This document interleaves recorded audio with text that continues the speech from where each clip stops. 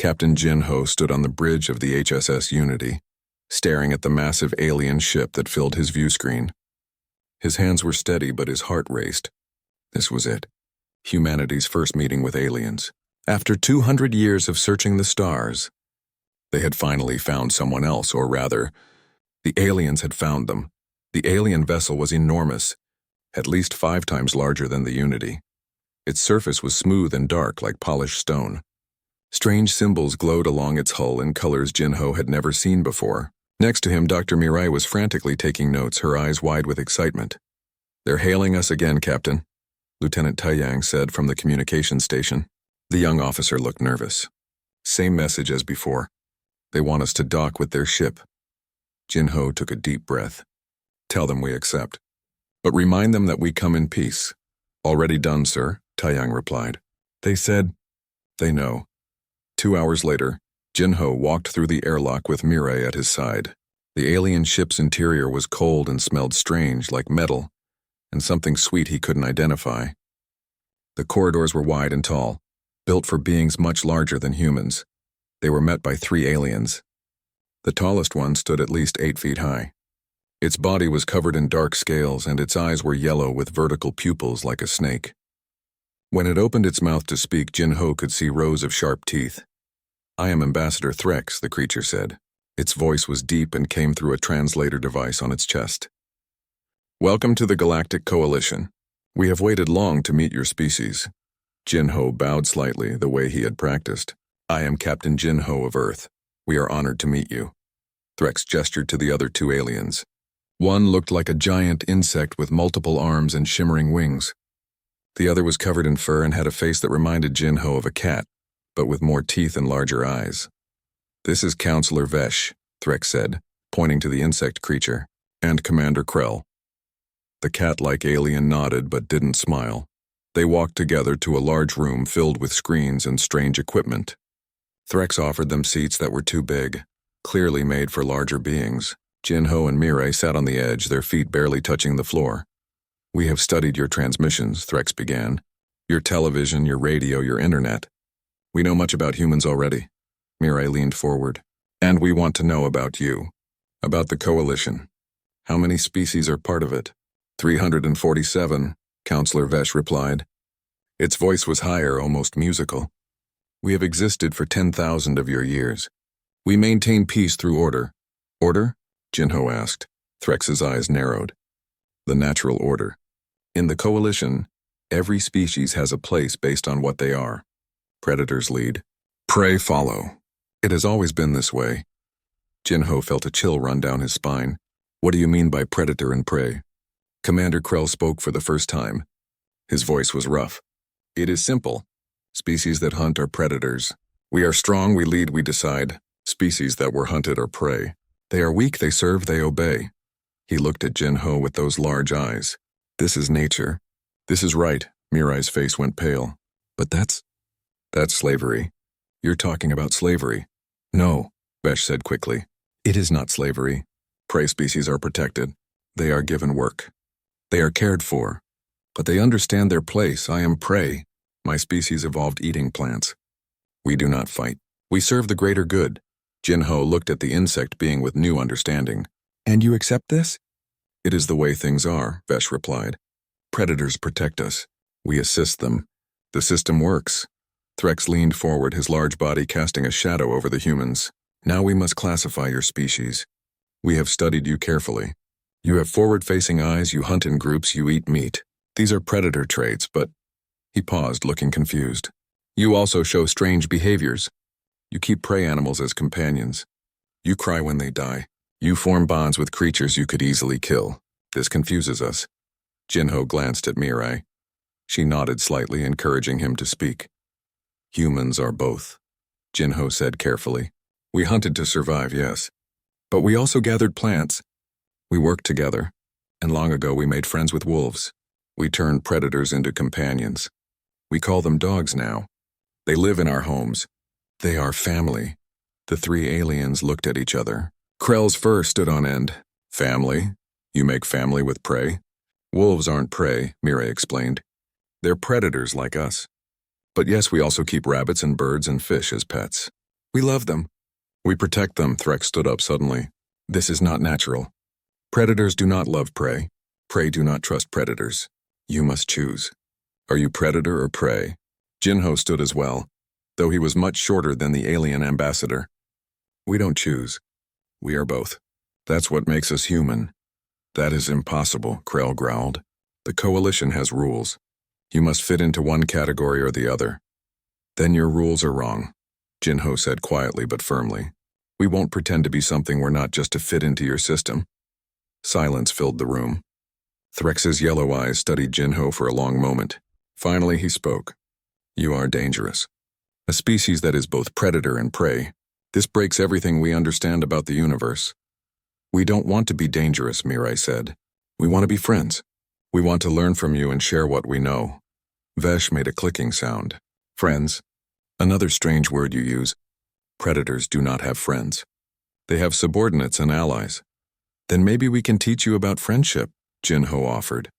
Threx turned away, looking at a screen on the wall. The High Council must discuss this. You will be given a sector of space far from our central worlds. You may establish your presence there. But understand this, Captain Jinho. The Coalition is watching. If your strange nature proves to be a threat, we will respond. Jinho felt the weight of those words. Humanity had finally found other intelligent life in the universe, and already they were seen as dangerous, not because of weapons or aggression, but because they refused to fit into simple categories. As they walked back to the Unity, Mirai whispered to him, Did we just make first contact or start a war? Neither, Jinho replied. I think we just confused the entire galaxy. Back on the Unity, Engineer Bora was waiting for them at the airlock. How did it go, Captain? Jinho looked out at the alien ship through the window.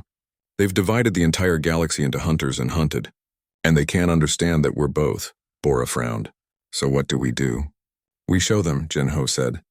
We show them that there's another way. That predator and prey can live together. That strength and kindness aren't opposites. Taeyong pulled up a star map. They've assigned us Sector 429. It's on the edge of Coalition space, remote, isolated. Perfect, Mirai said with a small smile. We'll build something there. Something new. A place where the old rules don't apply. Jinho nodded. Set course for Sector 429. Let's go build a home. As the Unity pulled away from the alien ship, Jinho couldn't shake the image of Threx's confused face. The ambassador had looked at them like they were impossible creatures, like they violated the laws of nature itself. Maybe they did, but Jinho believed that impossible creatures could do impossible things, and changing the galaxy seemed like a good place to start. 6 months had passed since humans arrived in Sector 429. What started as a small outpost had grown into Border Station Harmony, a sprawling structure of metal and glass floating in the darkness of space. Commander Hana stood in the observation deck, watching ships come and go. Human ships, yes, but also alien vessels. Lots of them. Another refugee ship requesting permission to dock, Security Chief Doyen said, walking up beside her. He held a data pad in his hand. That makes 12 this week. Hana nodded. Let them in. We have room. The Coalition won't like it, Doyun warned. These aliens are running away from their own worlds, coming here because we don't follow their rules. Then the Coalition should treat their people better, Hana replied. She turned to look at him. We're not sending anyone back to a life they don't want. In the docking bay, Medical Officer G1 was already waiting for the new arrivals. The airlock opened and a group of aliens shuffled out. They looked tired and scared. Most of them were smaller creatures, prey species in Coalition terms. But there were a few larger ones too, predators who looked just as nervous. One small alien caught G1's attention. She was barely 4 feet tall with soft gray fur and large eyes. She carried a small bag and looked around fearfully. Welcome to Harmony, G1 said gently. I'm Dr. G1, what's your name? The alien's translator clicked before she spoke. Zilra, my name is Zilra. Are you hurt, Zilra? G1 asked, noticing marks on the alien's arms. Zilra pulled her arms close to her body. These are nothing. My master, my former master, he was not kind. But I escaped. I heard humans don't have masters and slaves. Is this true? G1 knelt down to be at eye level with Zilra. It's true. Here everyone is equal. No one owns anyone else. Zilra's eyes filled with tears. I have dreamed of such a place. Over the next few weeks, Zilra slowly adjusted to life on Harmony. Everything was strange to her. The way humans and aliens ate meals together. The way prey species like her could speak freely without permission. The way predator species didn't demand submission from everyone they met. Doyun found her one day in the station's garden, a large dome filled with plants from many worlds. She was sitting alone watching the artificial rainfall. "Mind if I sit?" he asked. Zilra looked up startled. "You are security chief, you don't need my permission." "Actually I do," Doyun said with a smile. "This is your spot. I'm just visiting." Zilra gestured to the bench beside her. Doyun sat down, careful to give her space. "I've been watching you," Doyun said. "Not in a bad way. I just notice you're always alone. There are other prey species on the station, and plenty of humans who would be happy to be your friend."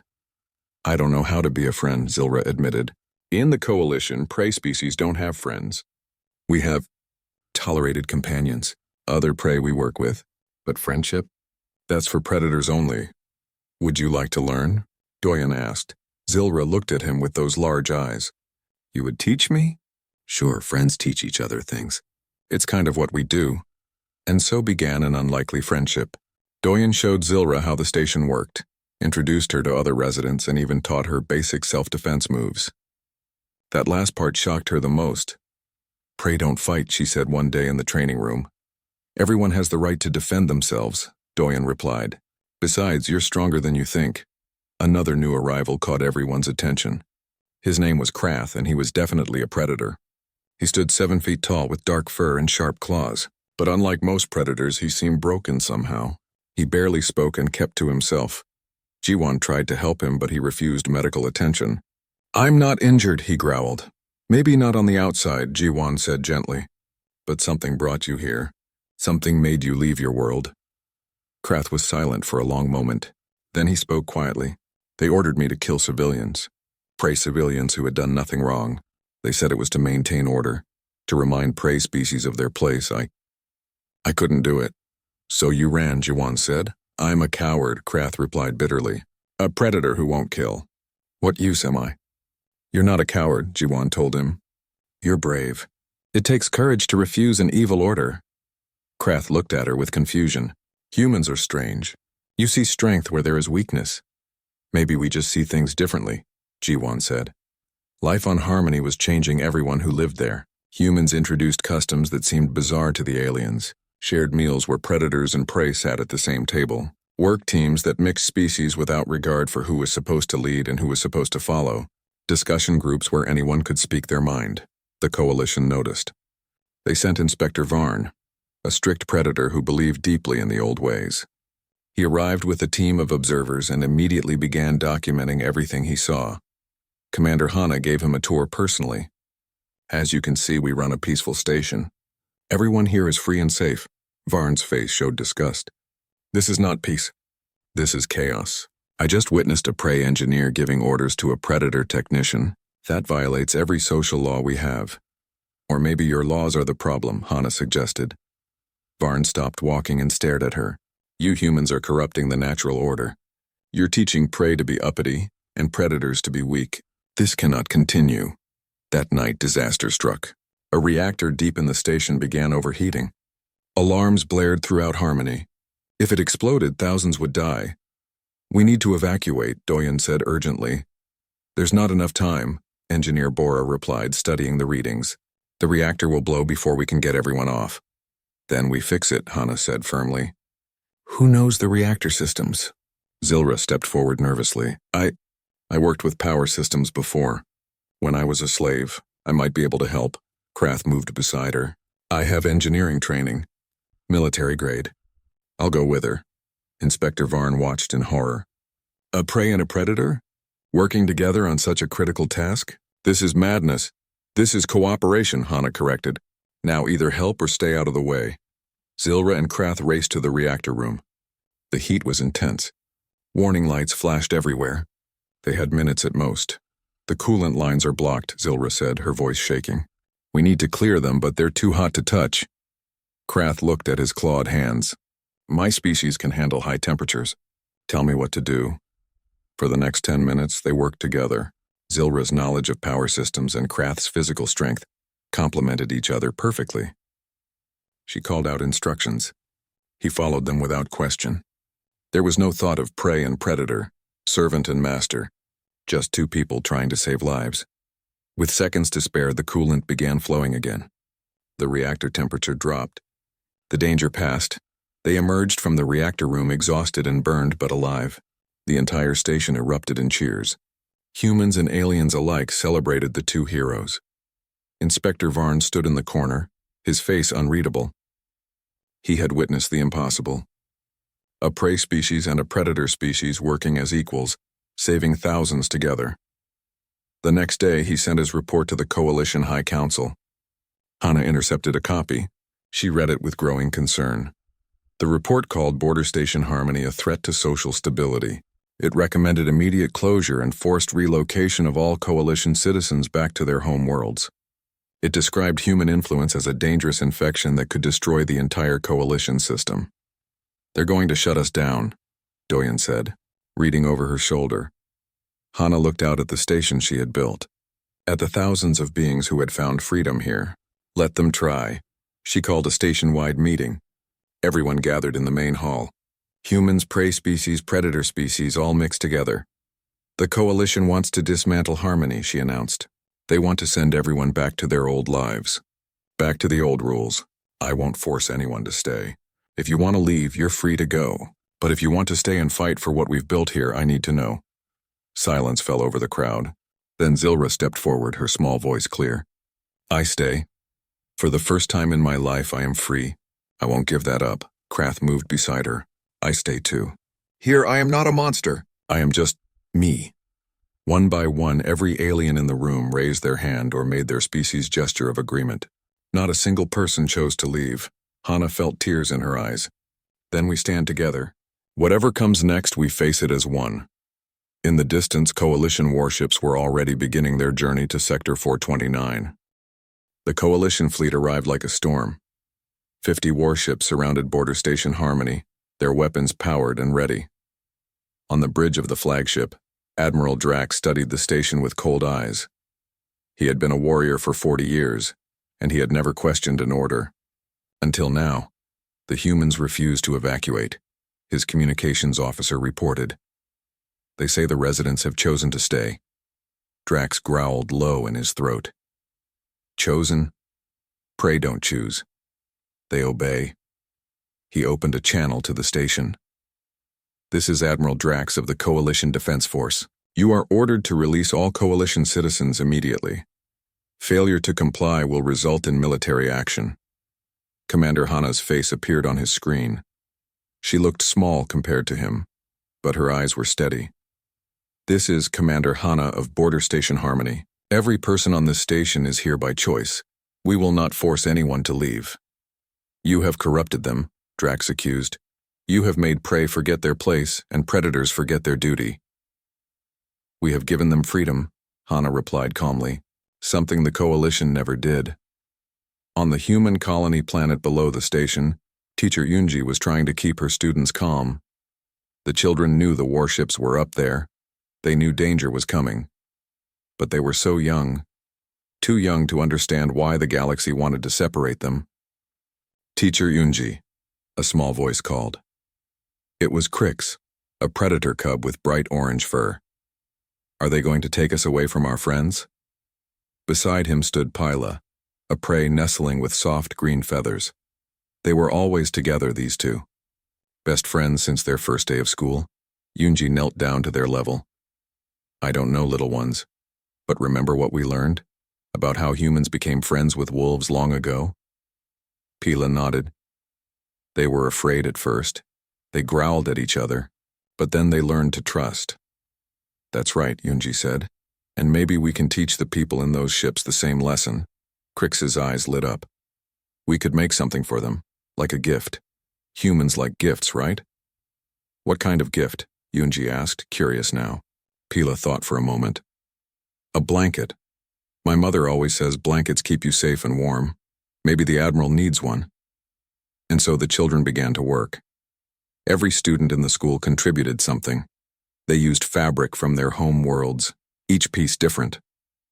Crix added orange cloth from his planet, Pila added green from hers. There were blues and purples and colors that had no name in human languages. They drew symbols too, the symbols of every species represented in the school, predator symbols and prey symbols, side by side. They stitched it all together with threads of many colors. It took 3 days. While they worked, the adults negotiated. Captain Minho commanded the small human defense fleet, positioned between the station and the coalition armada. Dr. Sujin tried to explain human concepts to Admiral Drax through video calls. "You speak of friendship," Drax said during one call, "but friendship is not real. There are only alliances of convenience. Predators use each other when needed, that is all." "Then you've never had a real friend," Sujin replied sadly. "And that's the saddest thing I've ever heard." Drax ended the call, disturbed by her words. He had allies, he had subordinates, he had enemies. But friends? The concept made no sense to him. On the 4th day, something unexpected happened. A small shuttle launched from the colony planet, heading straight for Drax's flagship. The Admiral's weapons officer reported it immediately. "It's unarmed," the officer said. "Sensors show 2 life forms aboard. Both children." Children? Drax stood up from his command chair. What are children doing flying a shuttle? The shuttle docked before he could stop it. Security brought the 2 young stowaways to the bridge. Crix and Pila stood there, small and vulnerable, carrying a large wrapped package between them. "Who authorized this?" Drax demanded. "Send them back immediately." "Wait," Crix said, his young voice brave despite his fear. "We brought you something." Pila held out the package. "It's a gift from all of us, all the students." Drax stared at them. A predator cub and a prey nestling, standing together without fear. It violated everything he knew. Predators didn't befriend prey. Prey didn't trust predators. Yet here they were. "What is it?" he asked, his voice softer than he intended. They unwrapped it together, revealing the blanket. It was beautiful and chaotic, full of different colors and patterns. Every piece told a story. "We made it for you," Crix explained. "All the kids worked on it, predators and prey. We wanted to show you that we can be together." "We're friends," Pila added. "Crix and me. We know we're supposed to be enemies, but we're not. We play together. We help each other with homework, we share snacks." "That's impossible," Drax said, but his voice lacked conviction. "It's not impossible," Crix said. "It's real. We're real." Drax picked up the blanket. It was soft in his clawed hands. He could see where young fingers had stitched the pieces together. Some stitches were perfect, some were crooked. All were made with care. "Why did you make this for me?" he asked quietly. "Because you seem cold," Pila said simply. "And blankets make you warm. They make you feel safe." Something cracked inside Drax's chest. He had led armies. He had conquered worlds. He had enforced the Coalition's will for decades. But 2 children with a handmade blanket had shaken him more than any weapon ever could. "Return to your shuttle," he said gruffly. "Go home." As they left, Drax sat back in his command chair, the blanket still in his hands. His crew watched him uncertainly. "Sir," his weapons officer said, "what are your orders?" Drax didn't answer immediately. He spread the blanket across his lap, studying each symbol. His species symbol was there, stitched next to the symbols of prey species he had been taught to dominate. Before he could give orders, his communications officer interrupted. "Admiral, you need to see this. It's broadcasting across all Coalition channels." On the screen appeared a video. It showed Teacher Yunji's classroom. Dozens of young aliens played together. Predator cubs chased prey nestlings in a game of tag, and everyone was laughing. They shared toys.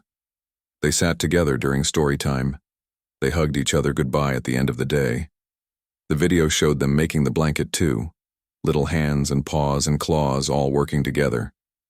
A predator cub helping a prey nestling thread a needle. A prey child comforting a predator child who had pricked her finger. "Who sent this?" Drax demanded. "It came from the station," his officer replied. But it's everywhere now. Every coalition world is seeing it. Across coalition space, billions watched the video. They saw what had been declared impossible. They saw children who didn't know they were supposed to be enemies. On prey worlds, parents wept. On predator worlds, warriors questioned their purpose. The video was simple, honest, and undeniable. It showed a different way of living. Drax's communications panel exploded with messages. Ships in his own fleet were requesting to speak with him. His second-in-command approached cautiously.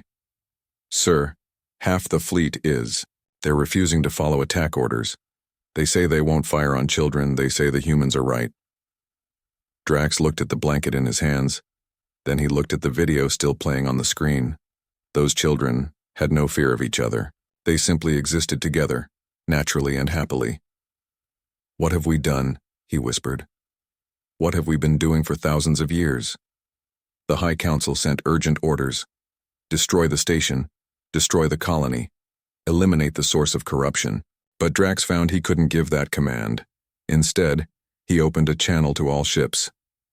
"This is Admiral Drax. I am ordering a withdrawal. Return to Coalition space immediately." "Sir?" his weapons officer asked in shock. "The High Council will— I know what they will do," Drax interrupted. "But I will not attack children. I will not destroy beings whose only crime is friendship." He stood up, the blanket draped over his shoulders. "The humans are right. We have been wrong for a very long time." The fleet withdrew. As they left, Drax looked back at Border Station Harmony one last time. Somewhere on that station or the planet below, two children were probably playing together, unaware that they had just changed the course of galactic history. He wrapped the blanket tighter around himself. For the first time in his long life, he felt something new, something the humans called warmth.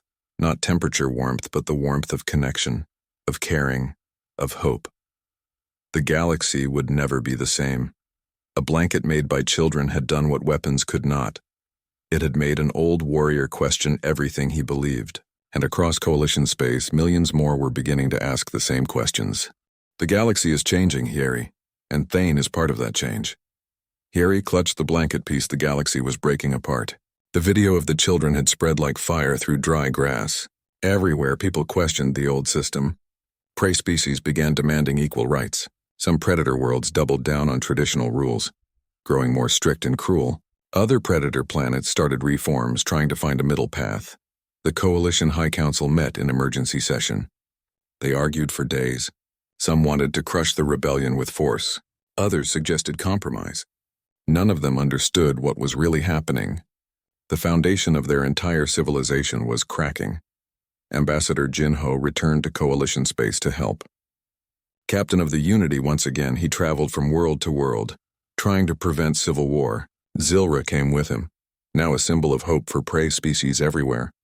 Krath joined them too, speaking to predators about choosing compassion over cruelty. They visited a prey planet called Vesa first. The cities were clean and organized, but everyone looked afraid. Prey workers filled the streets, hurrying between buildings with their heads down. Predator overseers watched from elevated platforms, weapons always visible.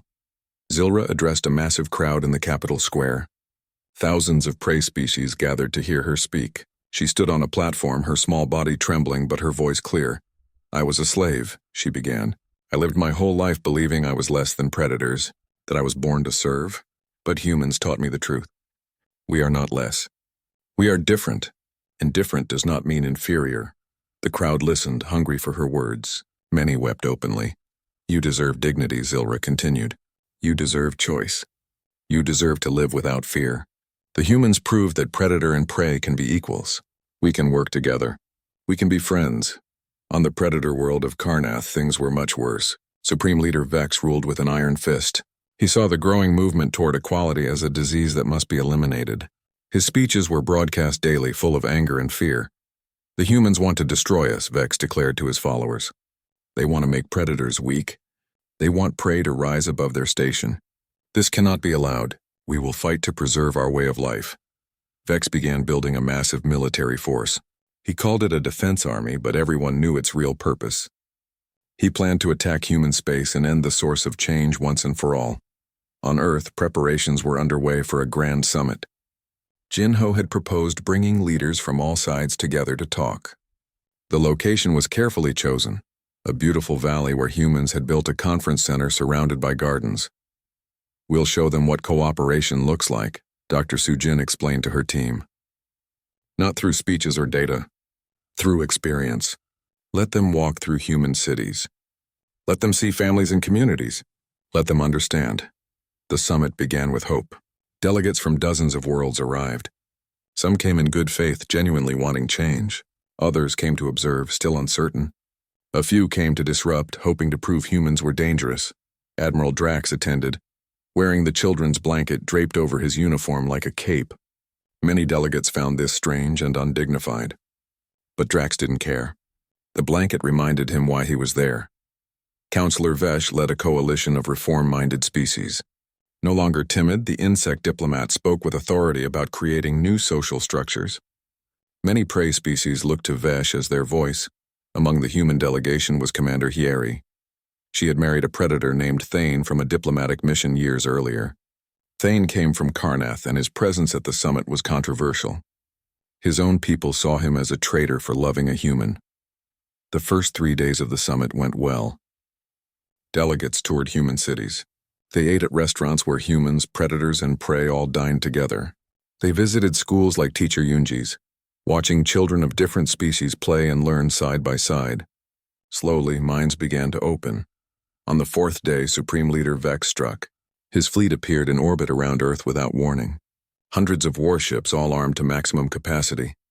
"This is Supreme Leader Vex," his voice boomed across all frequencies.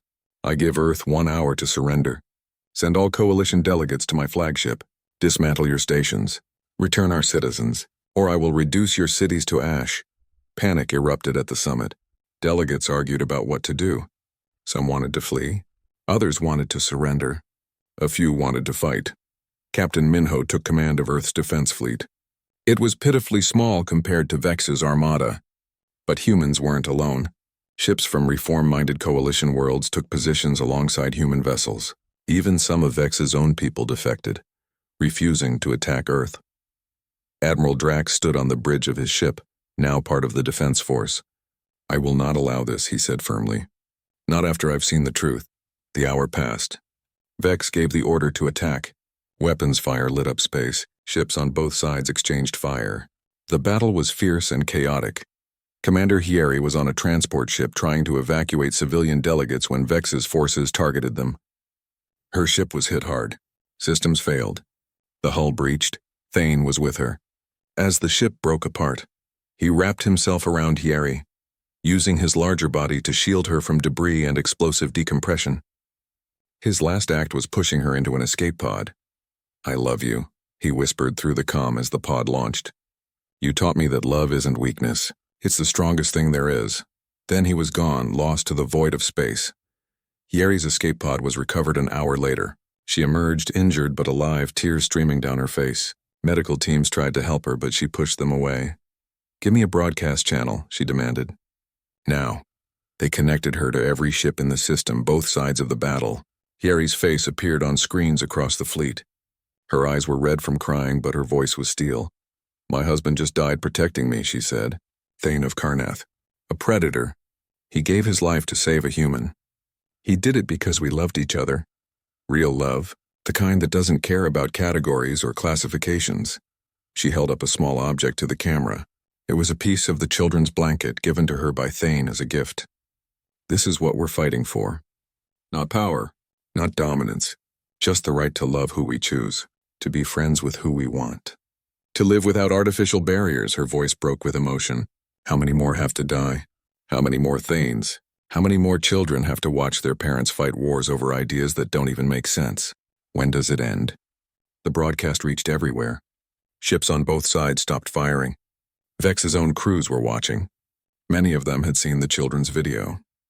Many had begun questioning their orders. Admiral Drax seized the moment. He opened a channel to the entire fleet.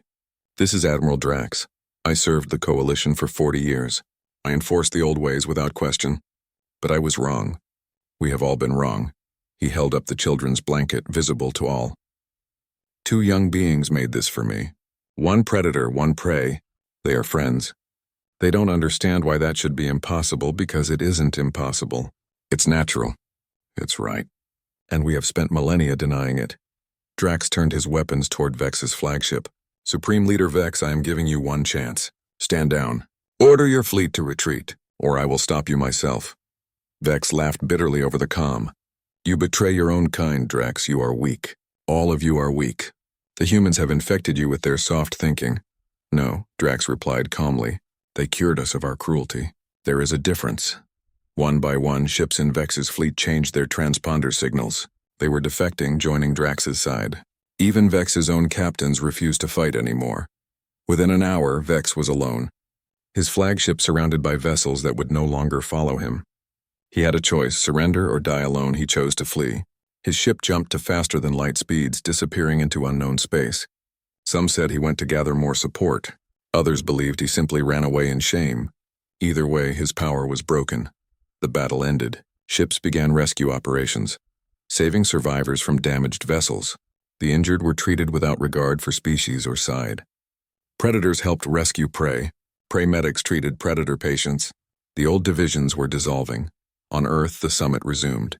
But it was different now. No one argued about theory anymore. They had all seen the cost of the old ways. They had witnessed love and sacrifice that transcended categories.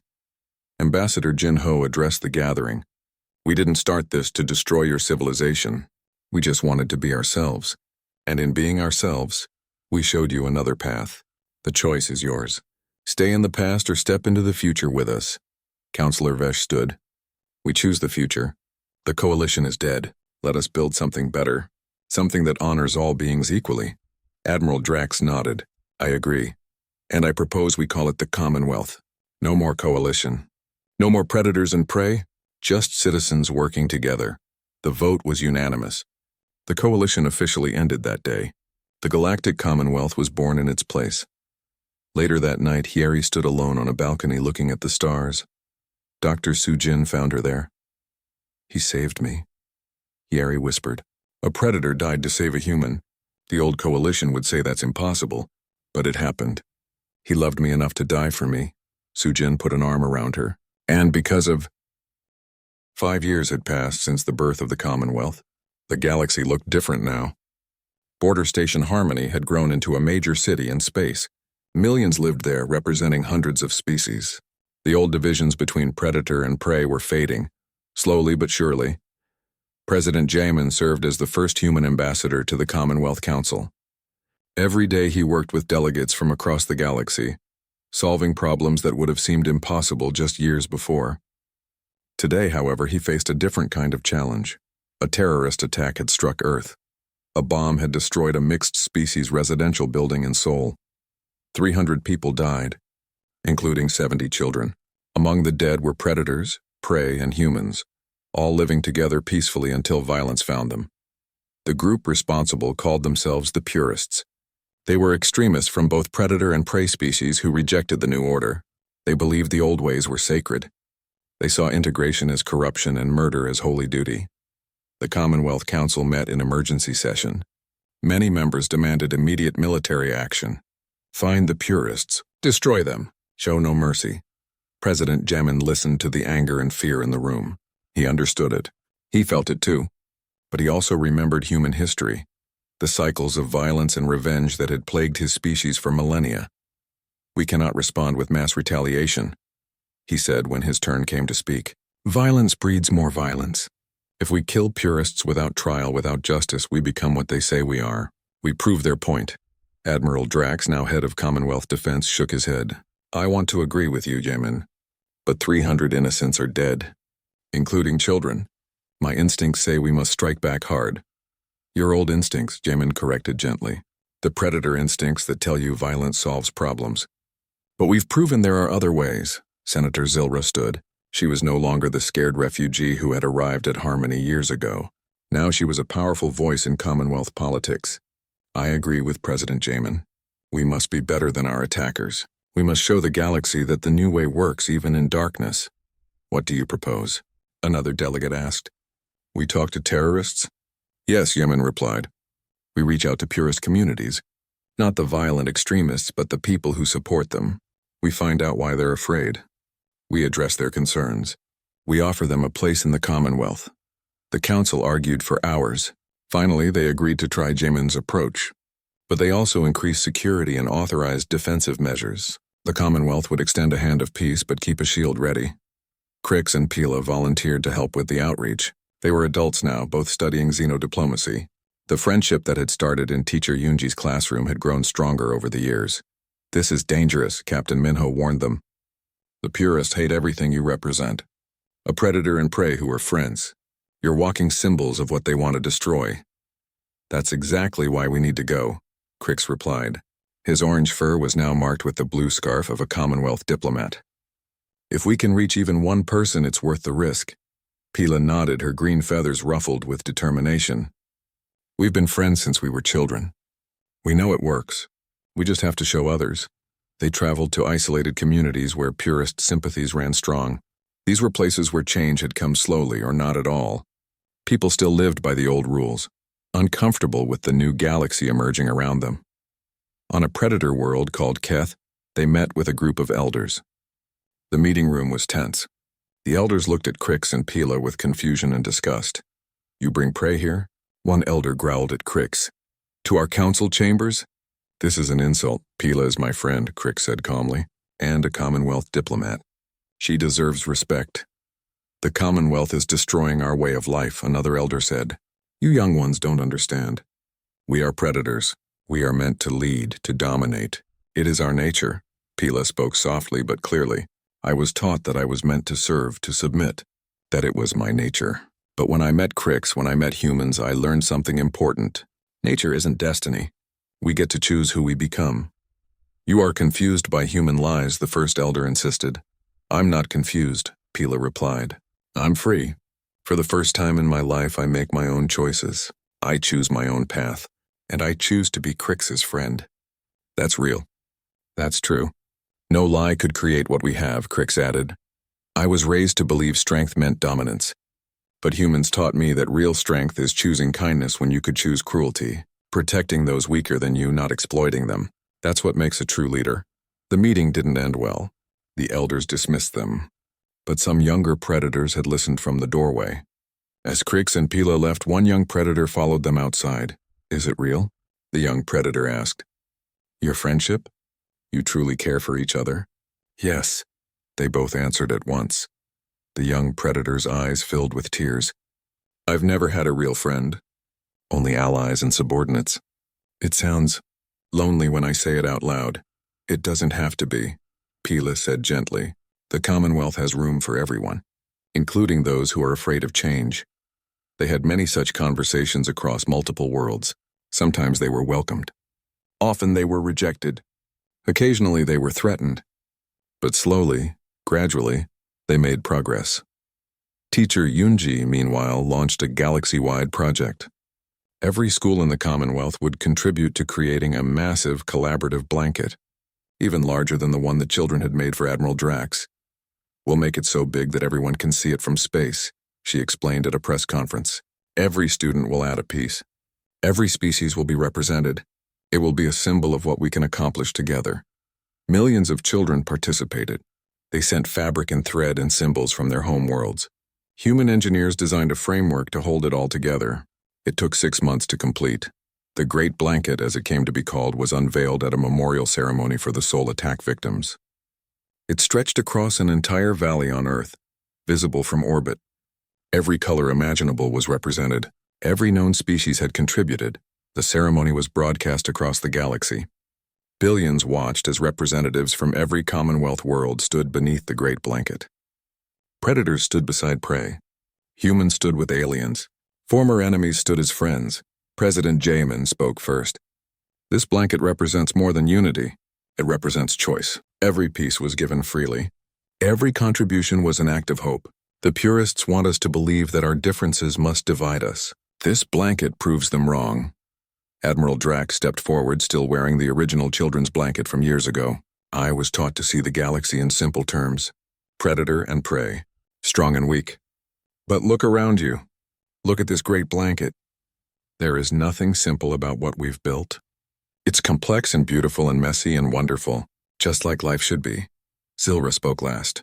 Her voice cracked with emotion. I was a slave. I thought that was my destiny. But humans showed me another path, and then the Commonwealth gave me a voice.